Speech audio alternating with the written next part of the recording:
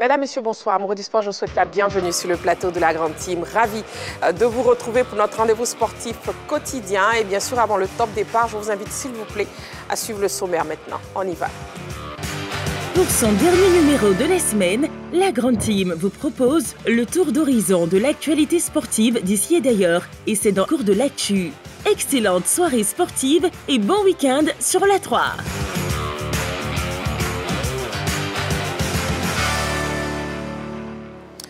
Voilà la question LGT, donc Copa del Rey, Liga, Ligue des Champions, le Barça en route pour un triplé.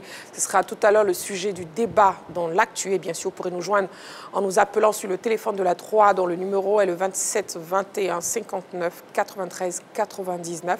Ou bien vous avez toujours la page Facebook de la 3. Nous sommes en direct actuellement sur la 3 jusqu'à 22h. Donc vous pourrez bien sûr nous appeler quand je vous donnerai, s'il vous plaît, le top départ. Pour l'émission de ce soir, je serai accompagné de Henri Joël. Henri Joël, bonsoir. Bonsoir Marie-Christine. Comment vous allez? Je vais très très bien. Ravi. Roger Stéphane, bonsoir. Bonsoir Marie-Christine. Noël Boli, bonsoir. Marie-Christine, bonsoir. Nono. José Diati, bonsoir. Bonsoir Marie-Christine.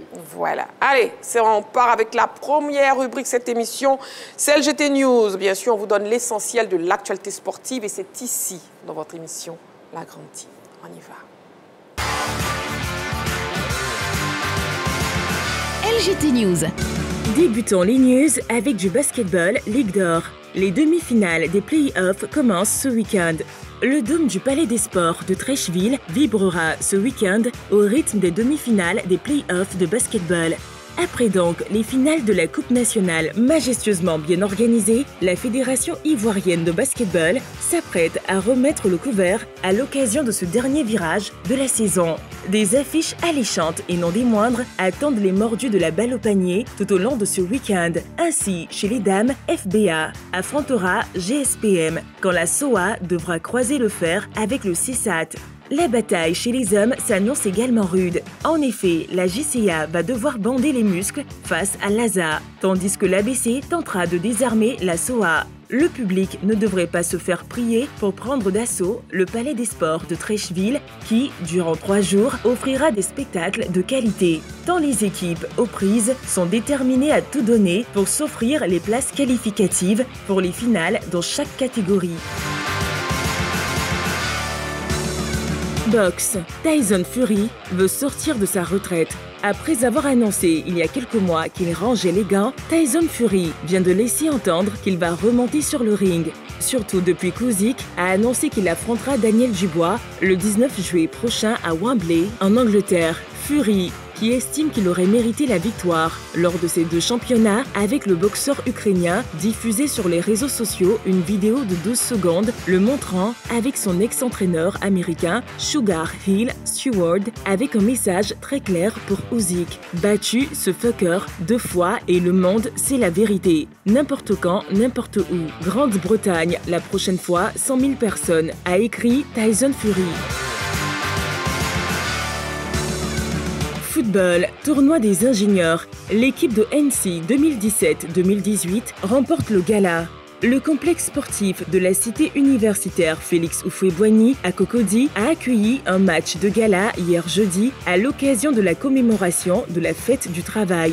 Dénommé le tournoi de l'ingénieur et initié par la promotion NC des ingénieurs en travaux publics, cette compétition a été marquée par la belle victoire de l'équipe de l'NC 2017-2018 qui s'est imposée 1-0 devant la formation des vétérans. Ce gala, qui a réuni 15 équipes, a été relevé par la participation de plusieurs anciennes gloires du football ivoirien, dont Fadel Keïta, Zézé Venance dit Zézéto, Ndakwadio René et Zokora Didier dit Maestro.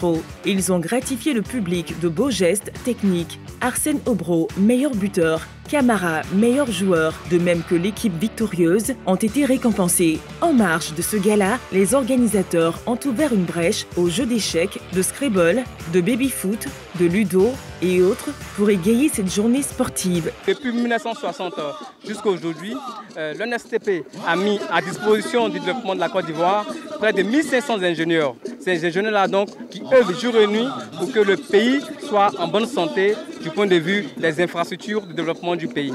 Comme on peut le constater encore aujourd'hui avec les grands chantiers de routes, les grands chantiers de ponts, les grands chantiers d'ouvrages portuaires. Alors ces ingénieurs-là, ils décident donc de laisser donc leur chasuble, leur bureau, leurs différents chantiers pour venir se retrouver donc le 1er mai pour célébrer leur cohésion en famille.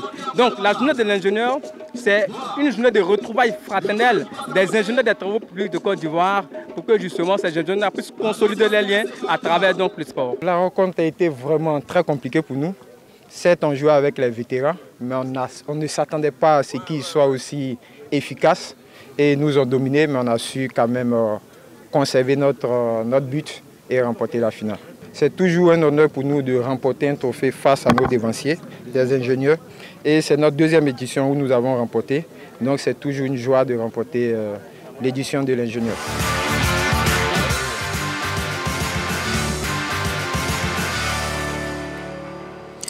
Voilà, n'oubliez pas la question LGT de ce vendredi soir dans la grande team. Copa del Rey, Liga, Ligue des Champions. Le Barça en route pour le triplé. Le 27, 21, 59, 93, 99, la page Facebook de la 3. Le débrief des news, on commence maintenant. On parle basketball d'abord avec Henri Joël. Oui. Et la grosse fête qui attend les amoureux de la balle au panier au Palais des Sports de Treichville à partir de demain. Ça va déjà commencer avec les quarts de finale de ces playoffs. Là, nous entrons dans le dernier carré de ces playoffs avec les meilleures équipes de la saison. Chez les hommes, JCA Aza et SOA contre ABC. En tout cas, ce sont des affiches qu'il ne faudra pas manquer. Il faut aller vite. Les playoffs, il faut rappeler, c'est au meilleur des 3 matchs. Il y a 2 matchs d'abord. Et s'il y a égalité au terme de ces 2 matchs, on joue un 3e match d'appui pour départager les 2 équipes. Au niveau des dames, vous avez FBA qui, depuis quelques années, domine le basketball féminin face à GSPM et puis l'équipe de CSA face à la SOA. Donc, il faut savoir que la SOA a placé 2 équipes en demi-finale, une chez les hommes et une chez les dames.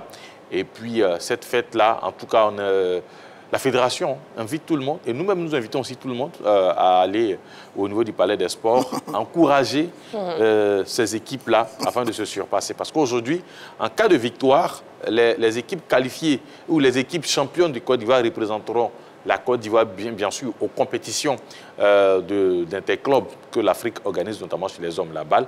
Ouais. Et l'équivalent maintenant de la balle au niveau des dames. L'équipe de FBA avait participé. Au niveau de la balle, l'ABC a déjà représenté la Côte d'Ivoire. Donc on espère du bon basket et surtout un basket de très haut niveau. Très bien. Et puis, football, le tournoi des ingénieurs, on en parle avec Noël Boli. Oui, enfin, le tournoi des ingénieurs, c'est vrai qu'on va me dire, ah oui, mais bon, il choisit l'ingénieur, il est lui-même ingénieur. Mais il faut savoir qu'aujourd'hui, si la Côte d'Ivoire connaît un embellissement des infrastructures, c'est dû en partie grâce aux ingénieurs. Bien sûr, je n'oublie pas toutes les personnes qui financent ces projets-là. Donc, grâce aux ingénieurs, d'ailleurs, moi, j'ai fait partie de certains grands projets ici en Côte d'Ivoire.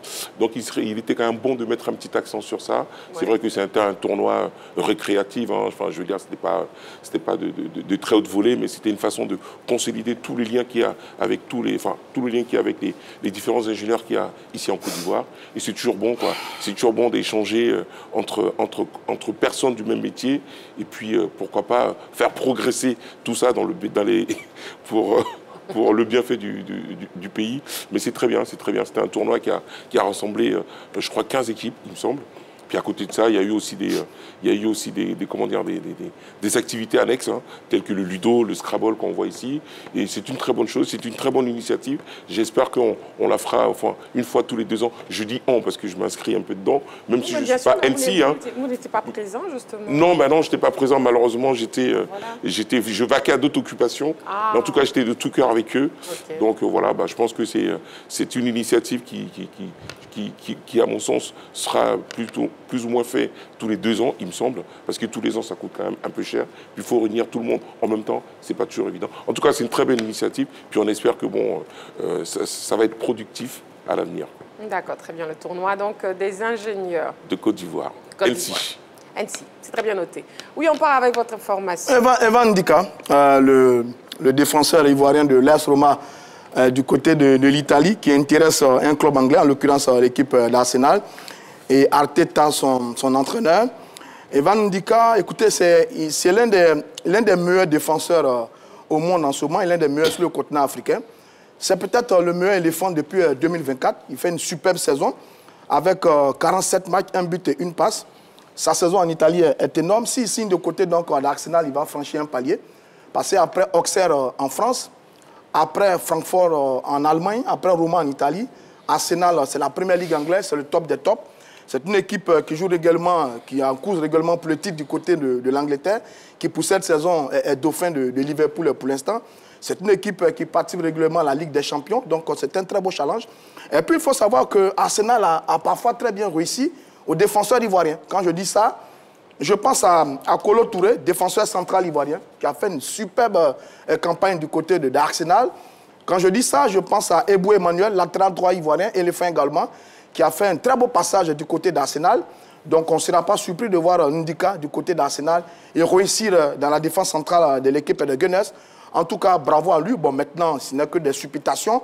On verra un peu plus tard si ça va s'avérer véritablement, parce que son contrat court jusqu'en 2028. On parle d'une somme d'environ de 26 milliards de francs CFA, c'est beaucoup, mais c'est très intéressant pour notre éléphant. Dans tous les cas, bravo à lui. Signer Arsenal serait la juste récompense d'un parcours formidable de ce garçon qui fait la fierté du football ivoirien.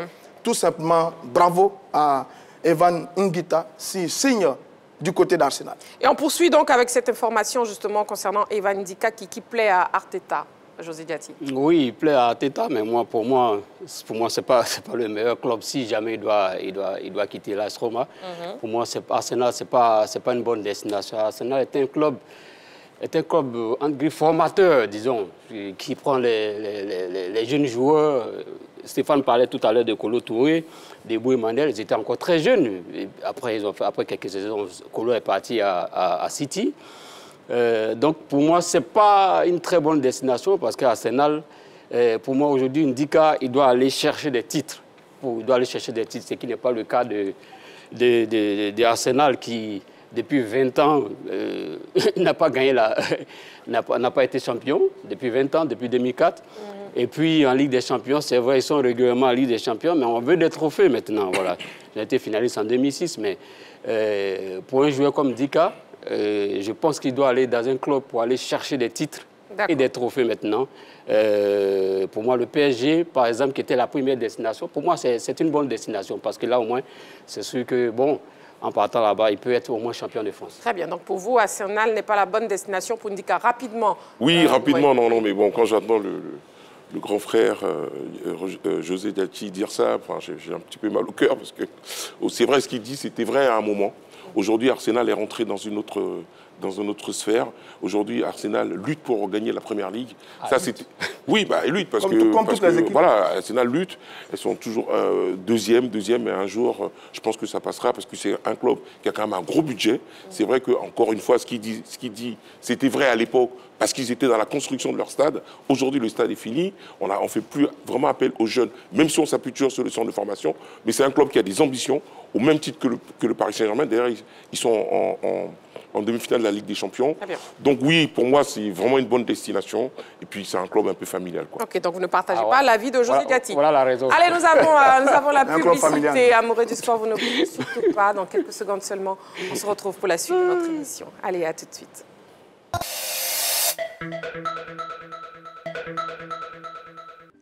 Voilà, nous sommes de retour sur le plateau de la Grande Team. Nous sommes toujours en direct sur la 3 ce vendredi soir. Il est grand temps de passer au focus. On y va, c'est maintenant.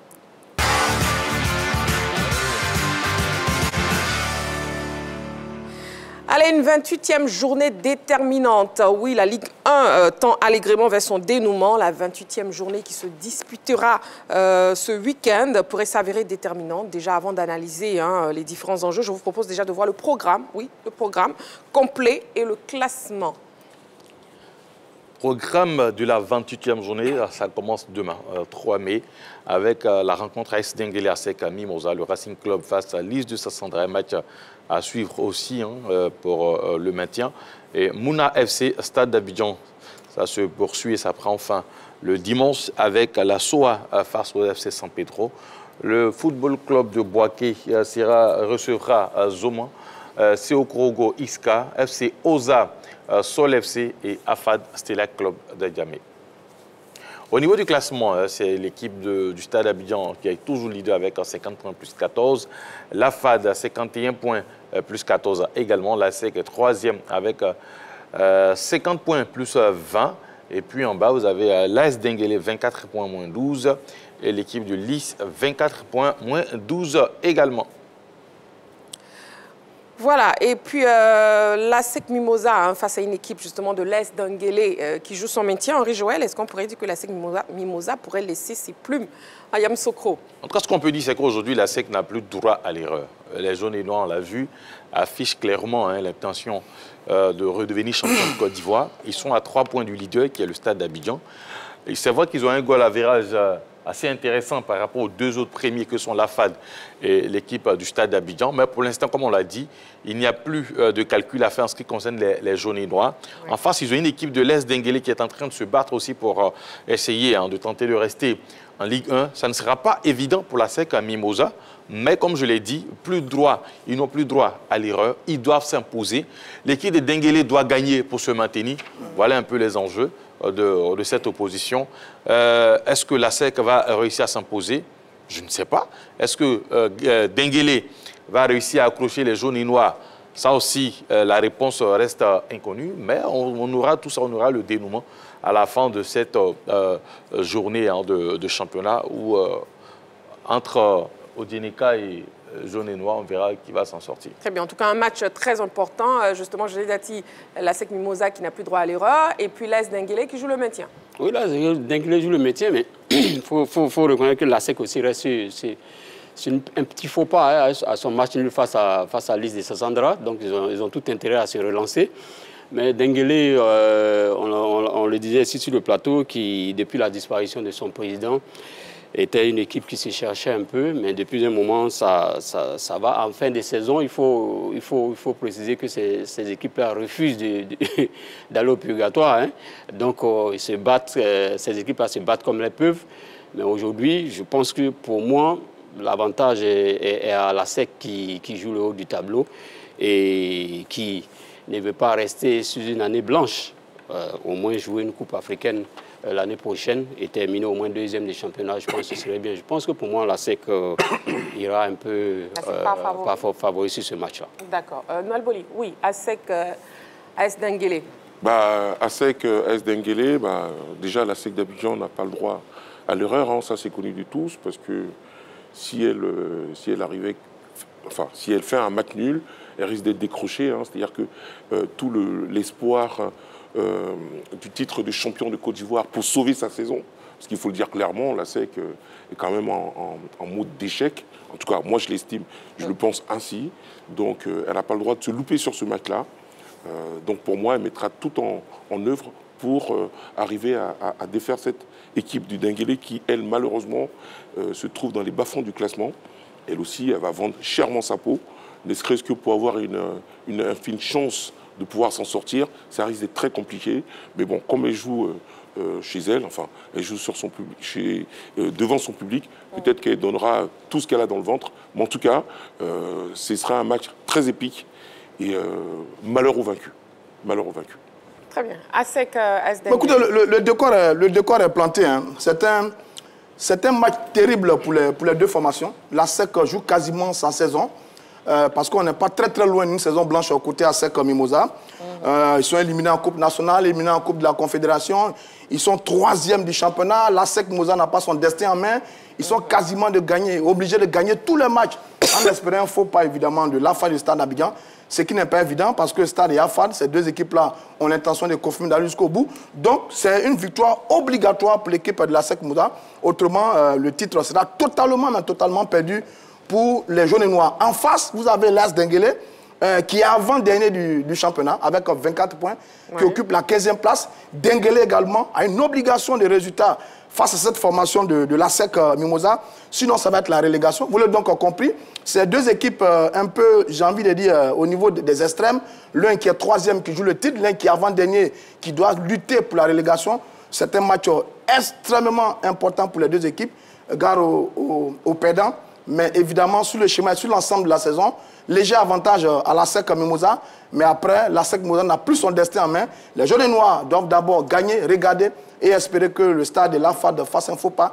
Mais ça, ce n'est pas encore donné pour la SEC Mimosa. Et puis on a le leader, oui, le stade d'Abidjan, justement, est-ce qu'il aura la tâche facile devant FC Mouna, qui n'a plus rien à perdre? Ça sera difficile, ça il faut le dire.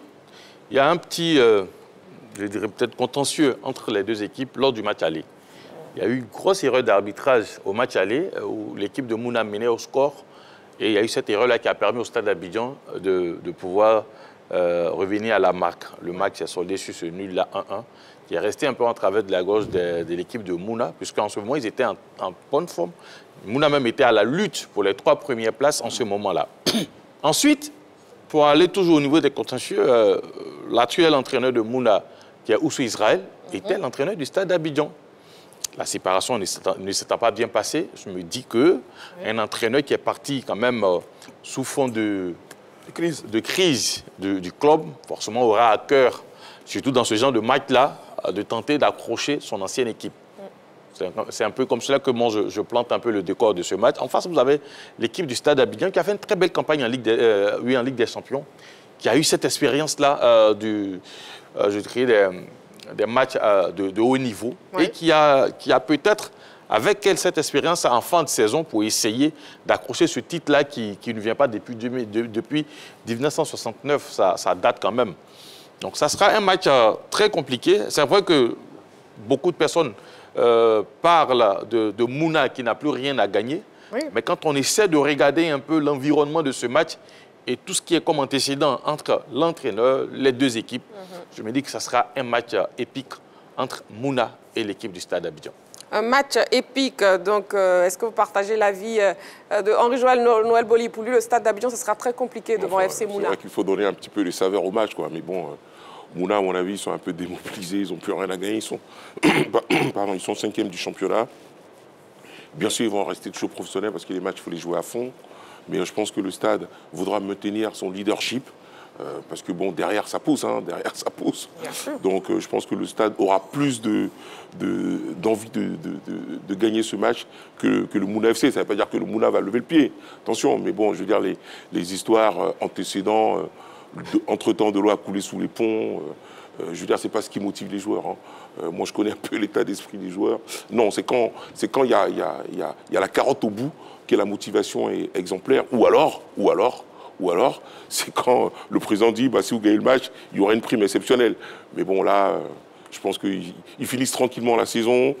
Ils vont toujours essayer de maintenir leur 5e place. Mais je pense que le stade mettra beaucoup plus d'envie dans ce match pour maintenir son leadership parce que derrière, ça pousse. En tout cas, c'est ma lecture. Oui, José Jati. Votre lecture à vous. Ma lecture, moi, c'est que Noël l'a dit. Bon, c'est vrai, on n'est pas en début de championnat où quand même il y a une motivation de certaines équipes telles que Mouna.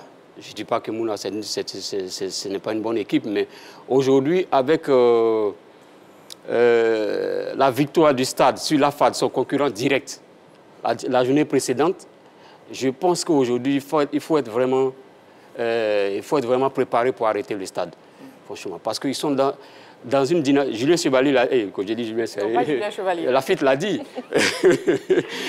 Alexandre Lafitte l'a dit aujourd'hui. Après le match contre l'AFAD, il a dit vraiment, il est fier de ses garçons. C'est vrai qu'il aurait aimé voir un jeu un peu plus fluide de ses garçons, mais aujourd'hui, il est fier de ses garçons et il pense qu'avec ce qu'il a vu, la dynamique est lancée. Parce que c'est le concurrent direct. Voilà, ils ont battu le concurrent aujourd'hui. Pour arrêter le stade, c'est le football, hein. Ça peut arriver, mais pour arrêter le stade, je pense qu'ils sont dans une dynamique d'aller chercher le titre. Très bien. Non, ça veut dire que je suis d'accord avec eux. Mouna est une très belle équipe qui déjà fait une très belle saison. 5e, c'est déjà bien. Mais quand même, Mouna est sur 3 revers de suite. C'est 2 défaites consécutives en championnat. 2-1 contre Issia, contre Iska et 1-0 contre le Stade Abidjan. Et une élimination en quart de finale de la Coupe nationale. Autrement, l'équipe est dans une mauvaise passe en ce moment. On a le sentiment que le monde a un peu soufflé, c'est la fin de la saison. Donc, ils ont laissé beaucoup de plumes sur les 2 tableaux parce qu'ils ont été très performants vers le milieu du championnat, Coupe et championnat. Mais là, c'est quasiment fini. En face, vous avez le Stade Abidjan qui est en pleine forme, qui a retrouvé son sourire, son football, ses 53 points, 2 victoires consécutives, 1-0 contre Boaké, 1-0 contre l'AFAD, surtout cette victoire face au concurrent direct qui est l'AFAD. Le stade, c'est également une qualification en demi-finale de la Coupe nationale. Tout le monde sait, et les stades le savent mieux que nous, c'est cette année ou jamais. Le stade est à 2 matchs. Oui. À 2 matchs d'un titre qu'il a fait depuis 1969. Autrement, ce n'est pas maintenant que les stadistes vont trembler. Ils ont eu un peu peur quand l'AFAD a chippé la première place du championnat. Mais dès qu'ils ont battu l'AFAD, qu'ils ont repris leur fauteuil, je pense que le stade Abidjan va se donner les moyens, mais vraiment dans tous les sens du terme, se donner les moyens d'aller chercher ce titre. Mouna serait un parfait adversaire, mais je pense que sur le stade Abidjan de Trou, le mental qu'il a eu face à l'AFAD, le stade devrait pouvoir s'imposer face à cette information de Mouna. Voilà, on l'a dit, hein, une 28e journée en tout cas déterminante. Donc après FC Mouna, Stade d'Abidjan, on a l'AFAD aussi. Et bon, l'AFAD face au Stella Club. Oui, c'est un peu la même configuration que Mouna, Stade d'Abidjan. L'équipe du Stella maintenue, l'équipe du Stella ne joue plus le titre. Donc je pense que l'AFAD viendra et tentera quand même parce que, vous savez, ce genre de matchs, ce sont des matchs pièges. Vous savez, vous jouez face à quelqu'un qui est décomplexé, qui n'a pas la pression. Donc, tranquille, on peut essayer tous les gestes possibles. Et quand on a cette envie-là, même à 45 mètres, on peut tenter une frappe. Et malheureusement, ça peut tromper le gardien. Donc, ce sont des matchs pièges où il va falloir faire très, très attention. Parce que, comme je l'ai dit, c'est un peu la même configuration que Mouna. Mouna viendra sans pression, mais quand même en ayant peut-être à l'esprit de pouvoir battre le stade d'Abidjan, au vu de ce que j'ai expliqué tout à l'heure. Et c'est la même configuration que l'équipe du Stella, qui viendra décomplexer, qui va jouer sans toutefois se mettre la pression. Parce que mine de rien, vous savez, en coup de saison, le Stella a changé d'entraîneur.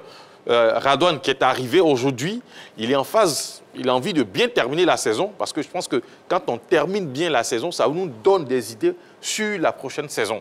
Et quand on termine bien la saison, quand on est arrivé en coup de saison, on peut avoir, je dirais, l'assentiment du board qui peut reconduire votre bail jusqu'à la saison prochaine. Donc je pense que là aussi, Radouane joue, je dirais, son banc pour la saison prochaine, donc il viendra aussi jouer à fond. Donc c'est à l'AFAD de faire attention, puisque c'est à l'AFAD qui plutôt joue encore pour le titre. Donc voilà un peu la configuration de ce match-là. Moi, je dirais 50-50 pour les deux équipes. 50-50 pour vous. D'accord. Et puis, liste de Sassandra face au Racing Club. Noël Boli, liste de Sassandra. Liste de Sassandra, ils sont quand même dans les bas-fonds du classement. Je veux dire, le Racing Club, ils ont quand même envie de finir en trombe. Se donner un petit peu de confiance par rapport au match de coupe, parce qu'ils sont quand même toujours en qualification, enfin qualifiés pour le match de la Coupe nationale. Donc je pense que c'est une répétition générale, même s'il n'y a plus rien à gagner. Par contre, liste de Sassandra, s'il y a encore, j'ai envie de dire, un espèce d'espoir pour sortir un petit peu des torpeurs du classement, je pense qu'elle va jouer sa chance à fond, quoi. Mais je pense que le Racing, aujourd'hui, est quand même dans une bonne dynamique. Et à mon avis, il n'y aura pas match. Dati, liste de Sassandra Racing Club. Non, attention, parce que liste de Sassandra, okay, c'est vrai qu'ils sont dans les profondeurs du classement, mais il n'y a pas une grande marge quand même entre les équipes, même entre le 11e et le 16e. Hein. Il n'y a pas une très grande marge autour de... Bon, entre le 14e et le 16e, on parle, il y a 3 points, mais comment on appelle, RCA est à 32 points, 13e. Lise de Sassandra à 24 points. Et 16e, il reste encore 2 ou 3. Il reste encore, nous jouons la 28e journée. Il reste 2 matchs. 28e journée. Enfin, il reste 3 matchs. Oui, 3 matchs. Voilà, il y a encore 9 fois à aller chercher. Voilà, donc, le RCA n'est pas à l'abri aussi d'une mauvaise surprise. Hein. Donc, je pense que c'est un match, je vais utiliser le thème de Joël, d'Henri Joël. Pour moi, c'est 50-50. Voilà. Pour moi, aujourd'hui, ce match-là, c'est 50-50. Parce que vous avez affaire à une équipe de Lise de Sassandra qui n'est pas mauvaise, hein, mais qui traverse une mauvaise passe, c'est tout. Lise vient de faire 2-2 avec la SEC. Hein. Il a fait 2-2 à la SEC. Donc, et dans une dynamique de remonter, voilà, de remonter et de se tirer d'affaires de ce bas de tableau-là. Donc, je pense que c'est le Racing même qui a tout intérêt à faire attention à ce match-là. Parce que moi, je pense que c'est un match de 50-50. Voilà. D'accord, 50-50 pour vous. Et puis, on va terminer avec l'équipe de Loza, justement, face à Sol FC. Bon, Oza, c'est 14e, 29 points. Ils sont dans la zone rouge. Il sort d'une belle victoire contre le RCA, mais attention, Sol FC, c'est 32 points, 4 matchs sans victoire depuis un certain moment. Mais c'est un match important ici entre ces deux formations. Tout comme d'ailleurs Lys qui est capable de faire un bon résultat face à l'équipe du RCA. Si Lys s'est concentré comme ça a été le cas face à la SEC Moussa, oui, Lys peut faire un bon résultat parce qu'en ce moment, ils n'ont pas tout à fait le choix, les joueurs de Lys. Et puis maintenant, Henri Jouet, je ne suis pas tout à fait d'accord à faire cela. On va dire 60% pour la FAD quand même. Qui est, ça, c'est votre analyse. 60% pour la FAD qui est devant, le Sénat qui est derrière. Je pense que la Allez, FAD va tout messieurs, donner on pour aller termine très donc loin avec le sur cette focus rencontre. et on va passer à la publicité. C'est maintenant la pub. Allez, à tout de suite. On se retrouve dans quelques secondes.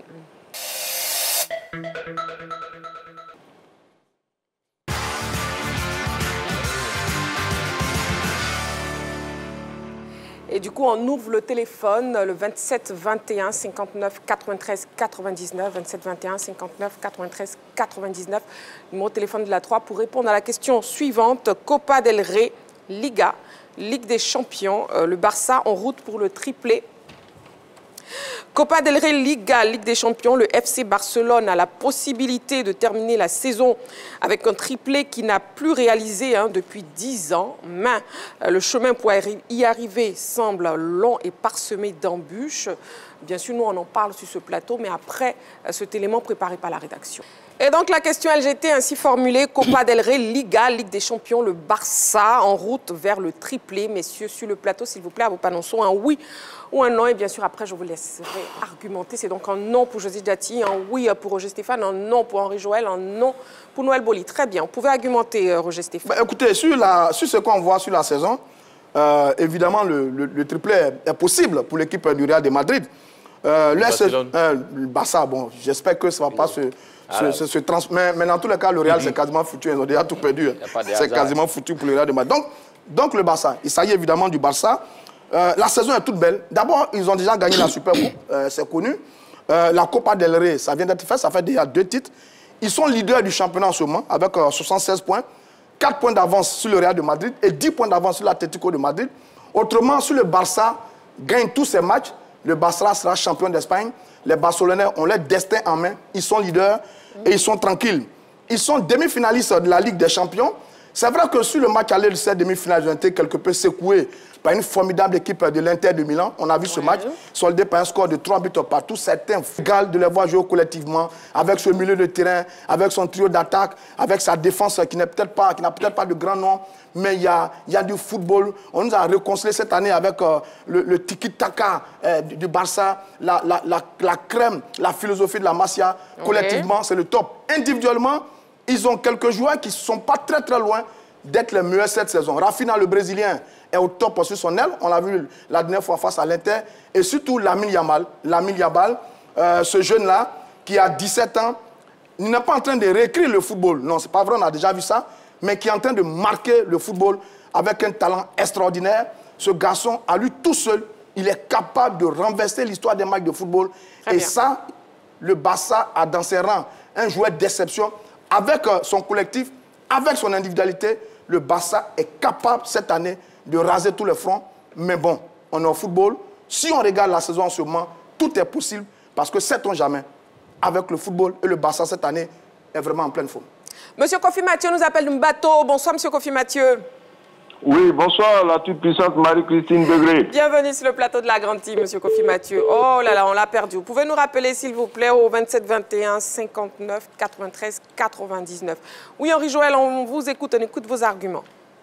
J'ai mis non, parce que quand on regarde un peu, Roger Stéphane a évoqué ce match, parce que pour faire un triplé, il faut remporter tout ce qui reste comme compétition. Remporter la Liga, déjà, c'est vrai qu'ils sont en bonne position, mais ils ont déjà un match. C'est vrai que sur cette saison, ils ont battu le Real à 3 reprises. 4. À 4 reprises. Et d'aucuns diront que oui, sur ce match à venir, ce classico à venir, par cette journée, lors de la prochaine journée, ils sont favoris pour battre le Real. Sauf qu'en face, vous avez une équipe du Real qui a presque tout perdu et à qui il reste ce championnat pour essayer de sauver sa saison. Donc, je ne pense pas que le Real viendra vendre ça pour moins cher face à l'équipe de Barcelone. Ils vont se battre. Et même après cette rencontre, vous avez un calendrier qui, pour moi, est un peu plus difficile pour le FC Barcelone par rapport au Real Madrid. Vous avez après ce match face au Real de Madrid, Barcelone qui sera opposé à l'équipe de Villarreal. Ils seront opposés à l'équipe de l'Espagnol de Barcelone. Ça sera le derby de Barcelone. Et quand on parle de derby aujourd'hui, entre les deux, c'est vrai qu'encore une fois, Barcelone est favori, mais n'oublions pas que Barcelone, la défense de Barcelone encaisse beaucoup de buts. D'ailleurs, ils n'ont pas la meilleure défense au niveau de la Liga. Hein. Ils sont 4e ou 5e meilleure défense au niveau de la Liga. Donc, en face, vous avez des équipes qui sont capables de mettre des buts à l'équipe du FC Barcelone. C'est pour cela que je suis un peu sceptique en ce qui concerne le titre à venir. Revenons à la Ligue des Champions. Ils ont fait un parcours assez intéressant jusqu'à la rencontre face à Dortmund et face à l'Inter de Milan.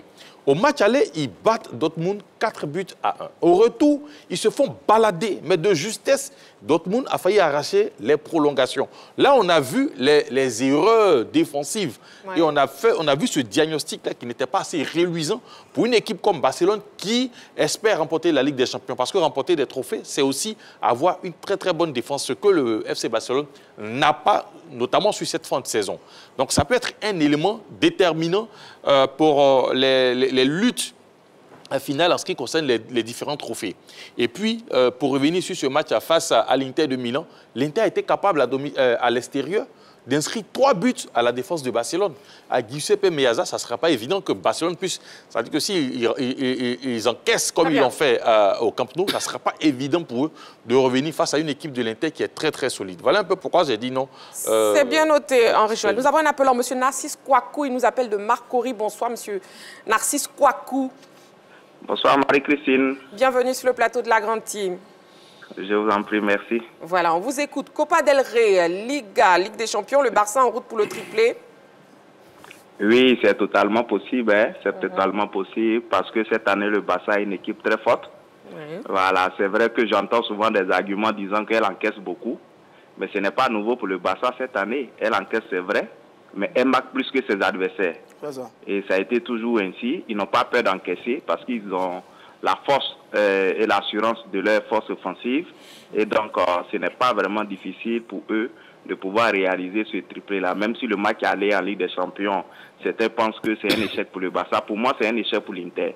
Parce que mener 2-0 à 20 minutes face au Barça et l'Inter qui est réputé comme meilleure défense d'Europe en termes de Ligue des Champions, qui n'arrive pas à conserver ses 2 buts et fait 3-3, pour moi c'est une victoire même pour le Barça. Et le Barça ira se qualifier simplement en Italie sans problème.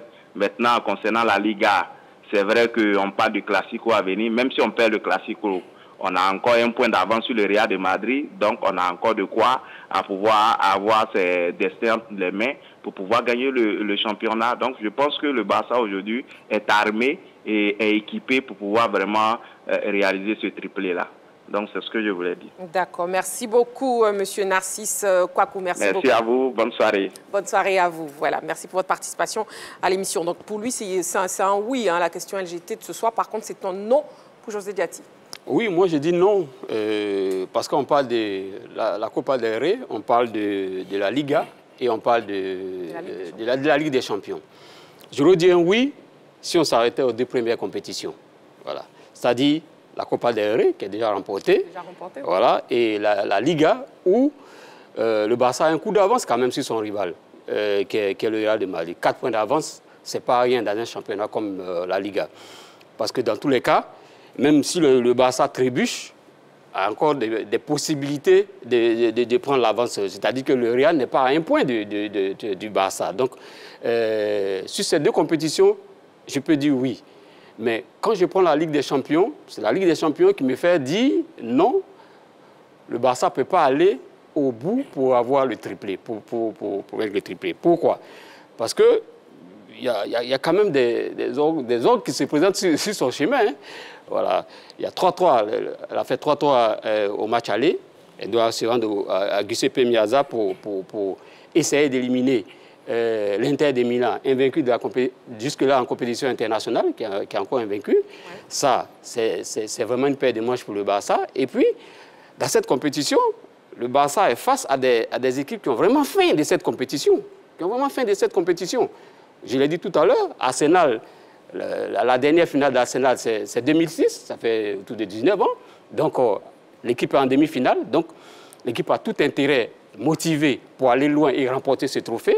Ensuite, vous avez le PSG de Luis Enrique. Malheur au Barça, pour moi, hein, si cette équipe tombe devant le PSG, parce qu'il n'y a pas meilleur personnage qui connaît mieux la maison du Barça que Luis Enrique. Donc, pour tous ces paramètres, tous ces obstacles qui se présentent devant le Barça, typiquement en Ligue des Champions, c'est ce qui me fait dire non, parce qu'il y a encore du chemin à faire au niveau de la Ligue des Champions. Et je pense qu'à ce niveau-là, ça serait un peu difficile pour le Barça d'aller chercher ce titre cette année. D'accord. Nous avons un appelant, M. Konaté Mohamed. Il nous appelle de Yopougon. Bonsoir, M. Konaté. Bonsoir, Marie-Christine. Bienvenue sur le plateau de la Grande Team. Merci. Je salue tout le monde là-bas. Hein. Merci beaucoup. On vous écoute, M. Konaté Mohamed. Copa del Rey, Liga, Ligue des Champions. Le Barça en route pour le triplé. Bon, l'appelant qui vient de passer tout à l'heure, là, je partage à peu près même avis avec lui. D'accord. Mais moi, je dis toujours, comme le foot n'est pas une science exacte, donc je vais dire comme ça, pour le Barça cette année, c'est du 50-50. Comme j'avais prédit dans le Classico passé. Oui. Voilà, parce qu'on a vu comment le Real est monté un coup et puis après le Barça a gagné. Mais je vais dire que tripler cette année, ou bien je dirais quadrupler cette année, c'est possible. Voilà, c'est possible parce que le Barça, il encaisse beaucoup de buts, mais il marque plus que les adversaires. Okay. C'est ce qui fait la différence. C'est possible qu'ils font le quadruplé même cette année. Voilà, mais on ne peut pas exclure aussi pour dire qu'ils vont taper poteau quelque part là-bas. Hein. C'est possible aussi qu'ils tapent poteau quelque part. Voilà. Mais je suis confiant, je suis supporter de Barça. Et on est derrière eux pour le mardi, pour le moment. Et puis on va attendre le Real Madrid le 11 mai. D'accord. Allez, bonne émission à vous. Merci beaucoup, M. Konaté Mohamed. Merci beaucoup pour votre participation à l'émission. Il reste maintenant les arguments de Noël Boli. Oui, moi j'allais mettre, j'ai mis un non, hein, mais j'allais mettre un oui parce que j'allais mettre un oui. Mais vous avez mis un non. Donc oui, j'ai mis un non parce que, en fait, là où je commence à m'inquiéter un petit peu pour le Barça, parce que vous voyez, on avait fait des émissions ici où je disais que le Barça, je mettais une pièce sur le Barça, mais je commence à avoir quelques doutes.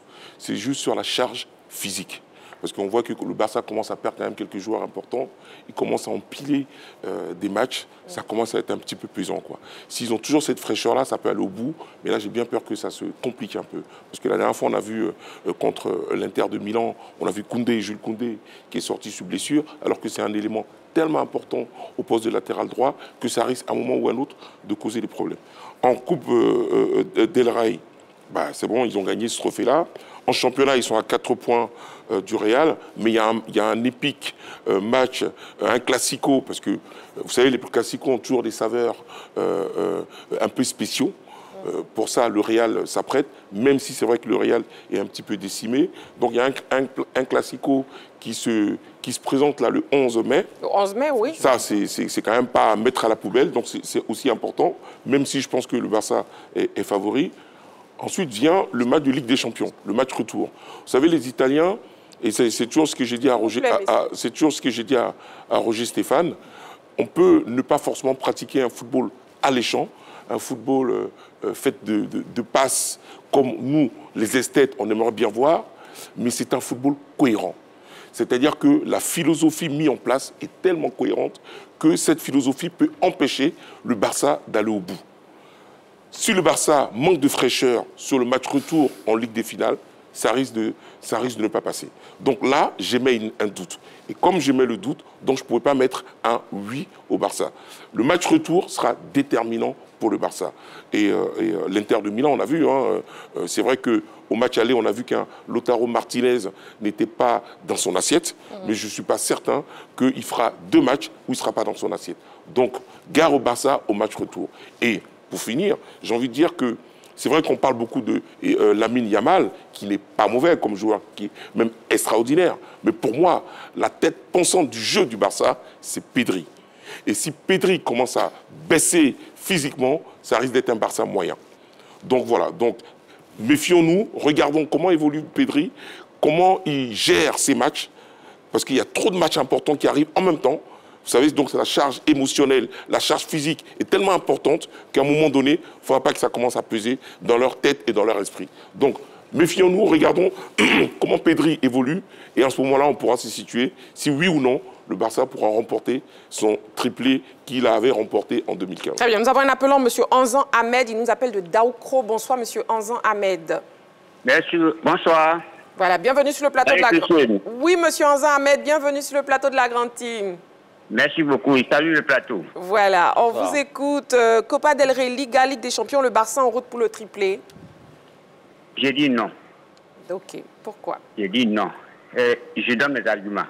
On vous écoute. D'abord, nous, on est fâchés contre... il faut dire que je suis madrilène. On a compris, hein?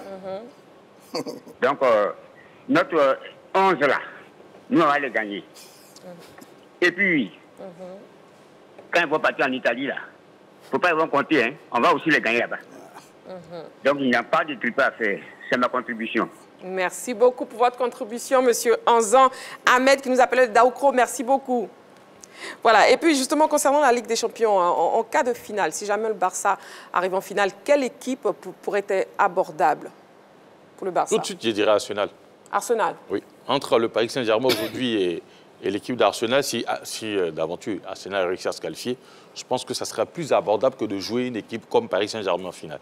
Parce que, comme Roger l'a dit à l'instant, vous avez, si c'est le Paris Saint-Germain qui passe, vous avez en face Luis Enrique qui connaît très bien Barcelone, qui connaît un peu l'esprit et qui a véritablement réussi à mettre une équipe super solide, sans grande star. Ça veut qu'il y a Kvaratskhelia qui est là, on parlera de Dembélé, mais sans grande star. Et aujourd'hui, quand on parle de Paris, c'est plus le collectif qui prime au niveau du Paris Saint-Germain.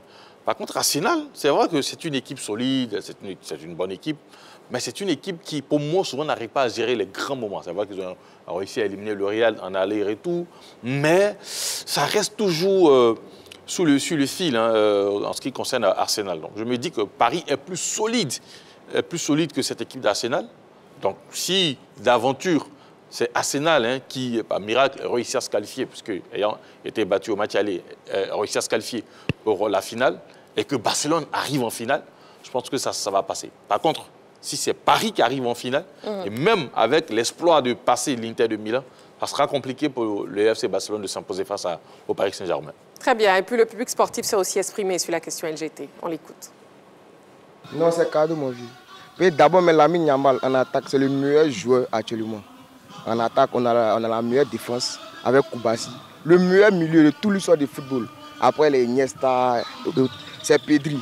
Donc, c'est cadeau. Vu que hier, vu qu'on est fatigué, on a tourné, gagné le Real, tout et tout. Nous sommes fatigués. C'est pourquoi on a joué légèrement.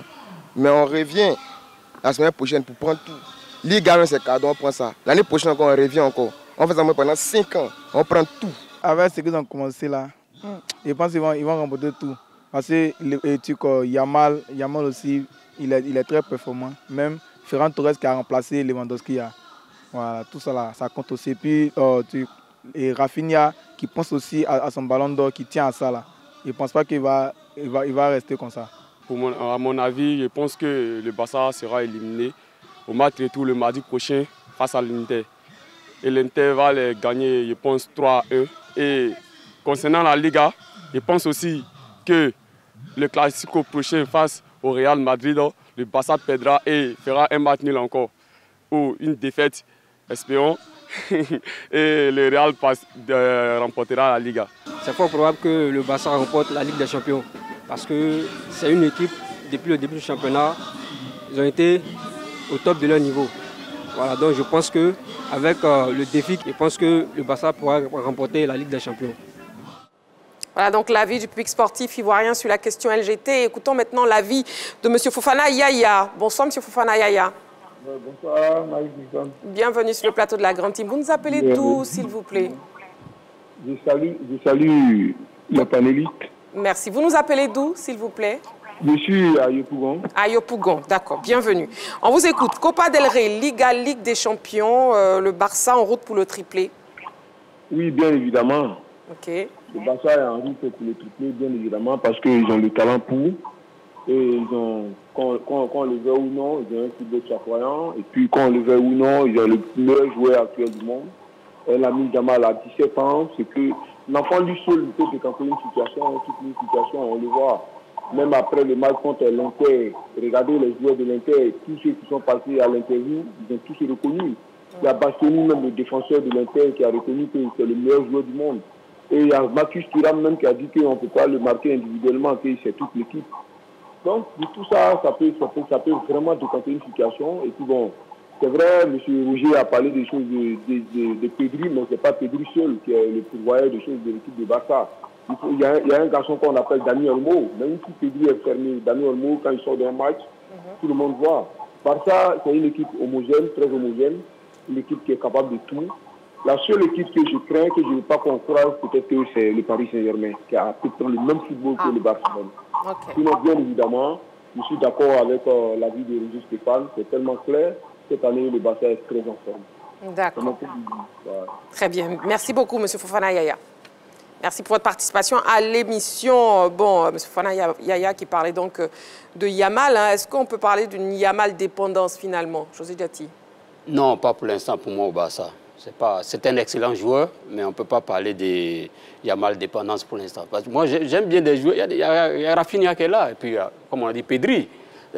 C'est un peu comme au départ de Messi, quand Messi est arrivé. Il y avait des joueurs aussi, dans le milieu du terrain, qui font le jeu, qui font qu'on voit d'autres personnes, d'autres joueurs en attaque. Mais pour l'instant, c'est un excellent joueur, mais je ne pense pas que le Real dépend, le Barça dépend essentiellement de lui aujourd'hui.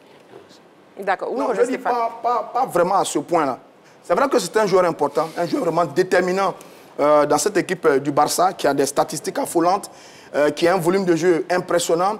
Il défend, il attaque, il construit, il marque, il passe, il sait quasiment tout faire. Sur le match de la demi-finale, c'est lui qui a pris ses responsabilités. Mené 2-0, il a fallu ce gamin de 17 ans pour aller chercher un ballon et sur une action individuelle ramener son équipe à 2-1. Donc c'est un joueur important, mais c'est bien d'avoir un tel joueur dans un effectif et les Barcelonais en profitent très bien. Sur la fin de saison, évidemment que toutes les équipes sont essoufflées. La charge émotionnelle et physique, c'est aussi bien pour le Barça que pour ses différents adversaires. Parce que cette année, le Barça, quand les chiffres que j'ai regardés, j'ai noté que j'ai mis ça, c'est la 3e meilleure défense de la Ligue espagnole. C'est très bien. C'est la meilleure attaque de la Ligue espagnole. Je pense bien que c'est très bien. Sur les chiffres qu'il a dû voir, cette année, quand même, c'est vrai que le Barça encaisse beaucoup, mais le Barça marque plus ses adversaires. Au football, si vous marquez plus que vos adversaires, vous gagnez. Le Barça a réussi cette saison à planter 14 buts. Je dis bien 14 buts au Real de Madrid. Ce n'est pas tout le monde qui réussit à faire ça sur une saison. Bravo aux Barcelonais. Le Barça a réussi sur un seul match à planter 3 buts à la meilleure défense européenne qui est l'Inter de Milan. Si on met tout ça ensemble, c'est une équipe du Barça qui est armée. C'est vrai qu'elle encaisse beaucoup, mais autant elle encaisse, autant elle marque énormément, et c'est ça qui est le plus important. Donc, d'un point de vue général, quand on met ensemble tous les ingrédients, c'est le Barça qui aujourd'hui fait peur à toutes les équipes. Que ce soit le Paris Saint-Germain en finale, que ce soit Arsenal en finale, l'équipe qui a le volume de jeu le plus impressionnant, c'est le Barça. L'équipe qui a les individualités les plus impressionnantes, c'est le Barça. Évidemment, quand on regarde tout ça, s'il y a une équipe qui fait peur et qui doit faire peur en ce moment, c'est bien l'équipe du Barça. Je comprends bien les supporters du Real de Madrid, mais ils vont souffrir parce que cette année, ça ressemble vraiment à l'année du Barça. Nous avons un appelant, M. Bakayoko Kalayi. Et on l'a perdu. Vous pouvez nous rappeler, s'il vous plaît, au 27 21 59 93 99, s'il vous plaît. Monsieur Bakayoko. Oui, Henri Joël, vous ne partagez pas du tout l'avis de Roger Stéphane. Oui, en ce qui concerne le classement au niveau de la meilleure défense, Barcelone est classé 5e, puisque la meilleure défense cette saison, c'est l'Athletic Bilbao. Et d'ailleurs, dans les confrontations à venir pour l'équipe de Barcelone, Barcelone doit rencontrer Bilbao. Bilbao est la meilleure défense avec 26 buts. D'accord. Henri Joël, une seconde, on a M. Bakayoko qui est de retour. Pour ne pas le perdre, on va l'écouter rapidement. M. Bakayoko, bonsoir. Bonsoir, bonsoir, ma puissante Marie-Christine. Oui, bienvenue sur le plateau de la Grande Team, M. Bakayoko.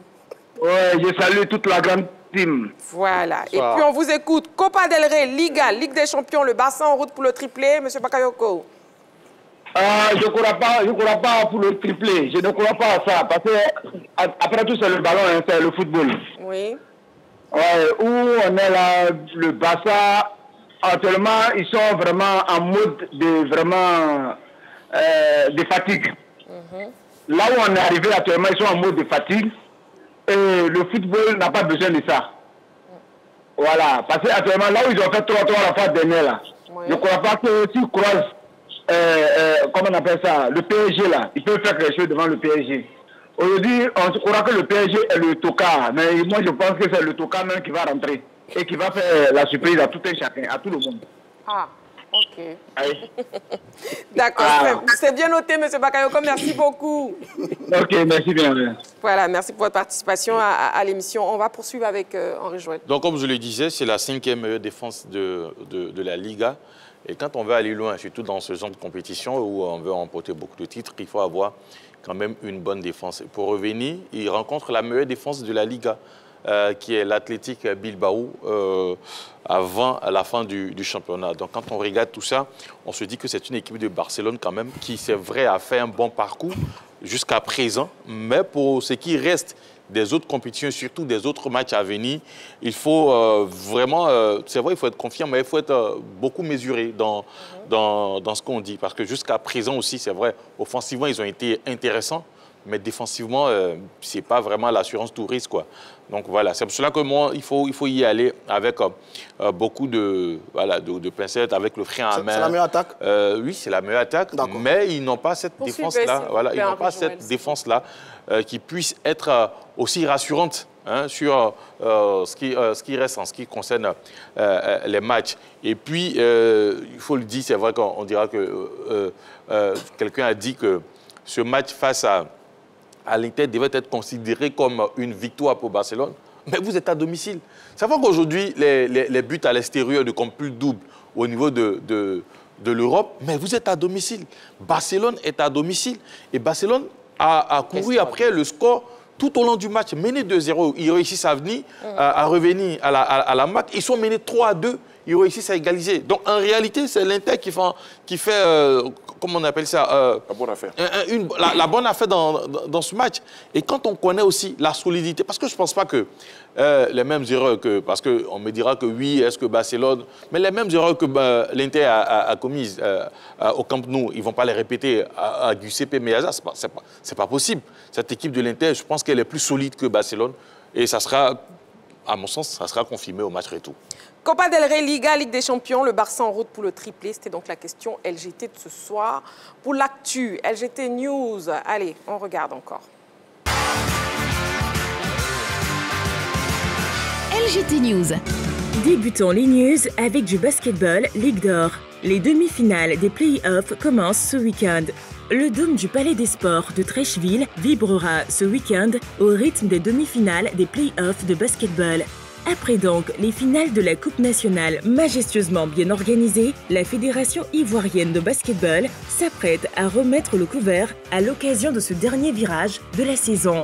Des affiches alléchantes et non des moindres attendent les mordus de la balle au panier tout au long de ce week-end. Ainsi, chez les dames, FBA affrontera GSPM quand la SOA devra croiser le fer avec le CSAT. La bataille chez les hommes s'annonce également rude. En effet, la JCA va devoir bander les muscles face à l'ASA, tandis que l'ABC tentera de désarmer la SOA. Le public ne devrait pas se faire prier pour prendre d'assaut le Palais des Sports de Trècheville qui, durant 3 jours, offrira des spectacles de qualité. Tant les équipes aux prises sont déterminées à tout donner pour s'offrir les places qualificatives pour les finales dans chaque catégorie. Boxe. Tyson Fury veut sortir de sa retraite. Après avoir annoncé il y a quelques mois qu'il rangeait les gants, Tyson Fury vient de laisser entendre qu'il va remonter sur le ring. Surtout depuis qu'Usyk a annoncé qu'il affrontera Daniel Dubois le 19 juillet prochain à Wembley, en Angleterre. Fury, qui estime qu'il aurait mérité la victoire lors de ces 2 championnats avec le boxeur ukrainien, diffusé sur les réseaux sociaux une vidéo de 12 secondes le montrant avec son ex-entraîneur américain Sugar Hill Stewart avec un message très clair pour Usyk. Battu ce fucker 2 fois et le monde c'est la vérité. N'importe quand, n'importe où. Grande-Bretagne, la prochaine fois 100 000 personnes, a écrit Tyson Fury. Football, tournoi des ingénieurs. L'équipe de NC 2017-2018 remporte le gala. Le complexe sportif de la cité universitaire Félix Houphouët-Boigny à Cocody a accueilli un match de gala hier jeudi à l'occasion de la commémoration de la fête du travail. Dénommé le tournoi de l'ingénieur et initié par la promotion NC des ingénieurs en travaux publics, cette compétition a été marquée par la belle victoire de l'équipe de l'NC 2017-2018 qui s'est imposée 1-0 devant la formation des vétérans. Ce gala, qui a réuni 15 équipes, a été relevé par la participation de plusieurs anciennes gloires du football ivoirien, dont Fadel Keïta, Zézé Venance dit Zézéto, Ndakwadjo René et Zokora Didier dit Maestro. Ils ont gratifié le public de beaux gestes techniques. Arsène Obro, meilleur buteur, Camara, meilleur joueur, de même que l'équipe victorieuse, ont été récompensés. En marge de ce gala, les organisateurs ont ouvert une brèche aux jeux d'échecs, de Scrabble, de baby-foot, de ludo et autres pour égayer cette journée sportive. Depuis 1960 jusqu'à aujourd'hui, l'UNFCP a mis à disposition du développement de la Côte d'Ivoire près de 1500 ingénieurs. Ces ingénieurs-là donc qui œuvrent jour et nuit pour que le pays soit en bonne santé du point de vue des infrastructures de développement du pays. Comme on peut le constater encore aujourd'hui avec les grands chantiers de routes, les grands chantiers de ponts, les grands chantiers d'ouvrages portuaires. Alors ces ingénieurs-là, ils décident donc de laisser donc leur chasuble, leur bureau, leurs différents chantiers pour venir se retrouver donc le 1er mai pour célébrer leur cohésion en famille. Donc la journée de l'ingénieur, c'est une journée de retrouvailles fraternelles des ingénieurs des travaux publics de Côte d'Ivoire pour que justement ces ingénieurs puissent consolider les liens à travers donc le sport. La rencontre a été vraiment très compliquée pour nous. Certes, on jouait avec les vétérans, mais on ne s'attendait pas à ce qu'ils soient aussi efficaces. Et ils nous ont dominés, mais on a su quand même conserver notre but et remporter la finale. C'est toujours un honneur pour nous de remporter un trophée face à nos dévanciers, des ingénieurs. Et c'est notre deuxième édition où nous avons remporté. Donc c'est toujours une joie de remporter l'édition de l'ingénieur.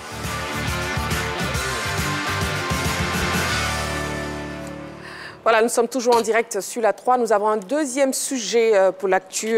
Ça concerne justement la Ligue 2, 24e journée. Déjà, la 24e journée de la Ligue a débuté ce vendredi dans le groupe B. Tous les matchs se sont joués à la même heure. Voici les résultats enregistrés et les incidences au classement. On regarde. On commence avec la poule B où l'USC Bassam et le Sporting Club des gagnants ont fait 2-2. Songon a battu l'équipe de Bafing, largement d'ailleurs 3-0, match nul 1-1 entre Sirocco et l'équipe de Adiaké. L'US Fermier est leader, match interrompu donc à rejouer demain à 10h. Siwessois de Saint-Pierre de l'Est Divo 1-1, même score dans la rencontre CO Boisflé Est Tanda et l'US Tiologo est venu à bout de l'équipe d'Aboisseau, 2-1. Au classement, Tiologo 50 points premier, plus 18. Suivi de leader 45 points avec un match en moins, plus 19. Bafing est troisième avec 40 points, plus 3. Et puis Sirocco 13e avec 21 points, toujours à la lutte pour se maintenir. Mais c'est terminé pour l'équipe de Bassam. Et puis, bon, José Diati, déjà, quelle appréciation vous faites de la victoire de l'US Tiologo? Ah, ben ça, ce n'est pas une surprise, en fait. L'US Tiologo, on l'a déjà dit ici sur le plateau, c'est une équipe qui est ambitieuse et qui, aujourd'hui, vise la montée en Ligue 1. Donc, ce n'est pas une surprise pour moi de l'US Tiologo. Bon, seulement, c'est leader qui va voir les choses venir parce que leader a son match à rejouer. Ouais. Donc, leader est dans l'obligation de gagner son match pour rester dans les bases de l'US Tiologo. Mais sinon, pour le match de Korogo, il n'y a pas de surprise, on l'a déjà dit. Je l'ai déjà dit ici que... Pas du tout surpris. Exactement, le résultat justement de Tiologo qui met la pression. La pression, c'est le leader qui doit rejouer son match. Il doit rejouer son match. l'US Fermier. À l'US Fermier, c'est ça. Oui, Roger. Oui, enfin, on voit que l'US Tiologo poursuit son bonhomme de chemin. Du coup, toute la pression est sur leader qui doit rejouer son match demain avec justement un peu de pression, en espérant qu'elle puisse s'en sortir demain pour recoller au classement.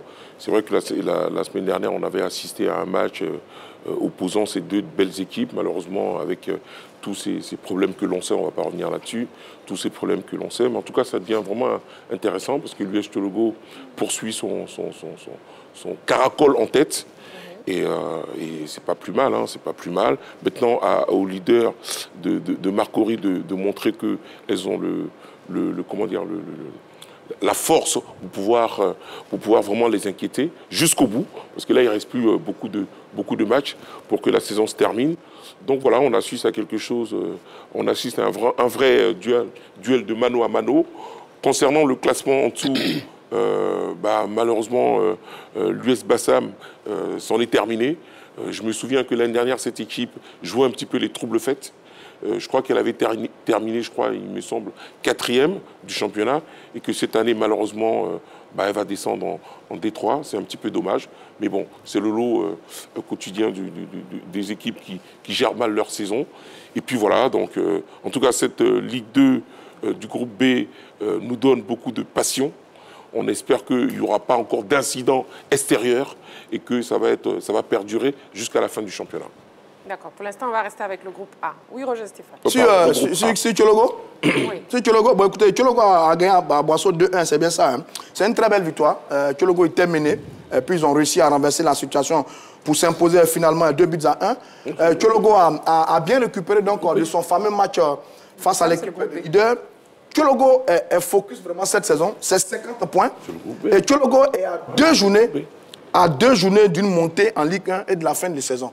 Je pense que sur l'ensemble de la saison, dans cette poule B, c'est l'équipe de Thiologo qui a fait une meilleure saison, beaucoup plus cohérente, avec plus de régularité. Oui. Et donc, cette équipe de Thiologo est là, elle est prête. L'année dernière, on l'avait annoncé comme une équipe qui allait faire la révolution au niveau de la Ligue 2. Elle est un peu déçue, mais cette année, Thiologo s'est vraiment donné les moyens et le résultat est là. Ils sont leaders avec 50 points. Ils ont 5 points d'avance sur l'équipe de leaders de Marcory. Ils ont leur destin en main. S'ils gèrent bien, parfaitement les 2 dernières journées, eh bien, on va retrouver Thiologo au niveau de la Ligue 1. Bravo à cette formation qui cette année, s'est bien comportée de l'ensemble. Maintenant, on attend les décisions. Si l'issue du match face à l'équipe de leaders la journée précédente, on espère que le match, la décision va tomber incessamment. Mais maintenant, si vous voulez mon avis, je serais bien heureux que ce match-là soit programmé pour la dernière journée pour qu'on ait droit à une finale de montée entre Thiologo et Lys, si évidemment, dans la décision, le match est rejoué. Maintenant, concernant Noël Boli qui parlait de justement la descente de l'USC Bassam en D3, hein, quelle équipe vous pensez pourrait accompagner l'USC Bassam entre Sirocco Songhon et le COE Sport? Ça va chauffer. Hein. Ça va chauffer. Déjà le COE, parce que cette fin de saison-là est un peu difficile au niveau du COE. Je pense qu'il y a eu un forfait sur une rencontre. Après, ils ont pu effectuer les autres déplacements, ils sont allés jouer. Mais je pense que c'est un peu difficile pour l'équipe du COE Sport de San Pedro en cette fin de saison. Quoique, voilà, s'ils se ressaisissent rapidement, parce qu'il y a encore 2 ou 3 journées à quelques points à aller chercher rapidement, ils pourront essayer de se maintenir. Alors, tous les clubs vont se battre, ça, il ne faut pas l'oublier. Tous les clubs vont se battre pour ne pas descendre, parce que la D3, ce n'est pas du tout évident. On parle de la Ligue 2 qui est difficile, mais la D3 l'est encore plus. Au fur et à mesure que vous reculez, ça devient de plus en plus difficile. N'en parlons même pas de la division régionale là-bas, mais c'est super compliqué de s'en sortir. Donc, sincèrement, voyant tout cela et les connaissant, d'ailleurs, ces équipes-là connaissent ces différentes divisions inférieures-là, oui. Elles vont tout faire pour ne pas y aller. Parce que si vous partez en D3, pour revenir même en Ligue 2, ça va prendre des années. Donc, je pense que toutes les équipes vont se battre. C'est dommage, par exemple, pour une équipe comme Bassam qui va partir. Mais toutes les équipes qui restent là, qui sont encore en liste, là, vont se battre pour ne pas descendre. Donc, pour l'instant, je ne vois pas une équipe baisse. C'est pour ça que j'ai parlé du COE Sport de San Pedro au vu des derniers événements qui sont passés, notamment ce forfait-là. Oui. Je pense que ce n'était pas la bienvenue, mais ça va se battre. Je connais le président de Songhon qui ne voudra pas aller en Ligue 2. L'Instanda, avec Siredi, va essayer de se maintenir. Et puis, on verra comment Sirocco va réussir à s'en sortir. OK, oui, José Diati, par rapport à Sirocco Songhon et COE Sport. Non, mais je partage l'avis de comment on appelle, de Henri Joël. C'est vrai que le COE est 11e à 24 points. Il y a encore 2 matchs avant de descendre, mais en fait, c'est une équipe qui n'a plus d'âme. Voilà. C'est une équipe qui n'attend qu'on siffle la fin du championnat et voir ce qu'elle va faire. À la limite, s'il fallait signer des forfaits, elle le fait. Parce que... Diati. Non, si. Si, le président a laissé le club à l'abandon. Le président a carrément laissé le club à l'abandon. La preuve, c'est une équipe qui ne veut même plus jouer. À la limite, qui ne veut même plus jouer. Donc, si on s'en tient au classement, on peut dire que le COE a encore des chances de se maintenir.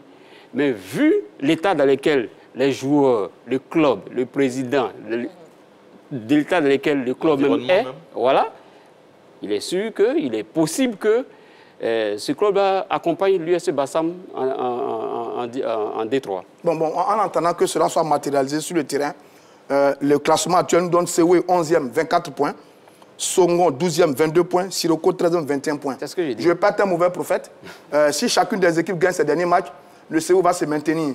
Parce que pour l'histoire, quand même, si on doit plaider pour une équipe, c'est bien le COE Sport de San Pedro qui a écrit quelques-unes des belles histoires du football ivoirien. Donc oui, le COE, je serais peut-être heureux de voir le COE être sauvé.